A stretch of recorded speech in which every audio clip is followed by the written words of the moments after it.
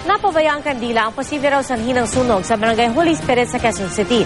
Naputulan daw kasi ng kuryente ang bahay na sinasabing pinagmula ng apoy. Nakatutok si Marisol Abduraman. Pagputok ng araw, gabundok ng mga sunog na gamit at mga uling ng bahagi ng mga bahay ang makikita sa nasunogang lugar sa Barangay Holy Spirit, Quezon City. Kanya-kanyang ipon ng mga kalakal ang mga nasunugan. Nagangkot ang pasto namin ngayon. Katapos ng sunog, kung sino-sinong mga pumapasok pa dito, kumukuha mga gamit na kailangan pa dapat gamitin. Kanina, na-recover na rin ang bangkay ng 9 na taong gulang na si CJ Tobo. Bumalik daw, hinanap ako. Tapos di may nasalubong, sabi sa akin, nandun yung anak mo sa bahay ko, doon nagtago yun, hinahanap ka. Pero wala na marahil sasakit pa sa nararamdaman ni Danilo Mercado, ama ng 2 batang namatay rin sa sunog dahil kailangan magtrabaho. Iniwan daw niya ang 2 anak kagabi na nakasinding kandila lang ang liwanag matapos maputulan ng kuryente. Nasa ospital naman daw ang kanyang misis na manganganak.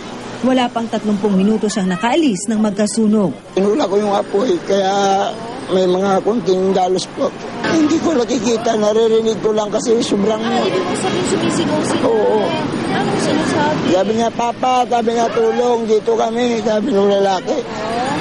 Ang pinakamalapit na maaaring pagmula ng sunog na ito ay unattended lighted candle o napabayaang kandila. Itong kandila, pag natumba at o kaya ay natunaw doon sa isang lugar na may mga combustible materials, ito ay malimit na pinagmumula ng sunog. Nitong nagdaang linggo, may ilan na ring batang namatay sa sunog sa Las Piñas. Nasawing isang bulag na batang 7 taong gulang na ikinadena raw ng kanyang ina kaya hindi nakalabas ng bahay. May magkapatid namang naipit sa nasunog nilang bahay sa Baseco Compound sa Maynila. Hindi na rin nakalabas ng bahay sa San Juan ng isang special child. Payo ng BFP, kapag may sunog, agad tumawag sa mga otoridad. Iba na rin po ang nag-iingat sa sunog, lalo ngayong Kapaskuhan. Marisol Abduraman, Nakatutok, 24 Oras.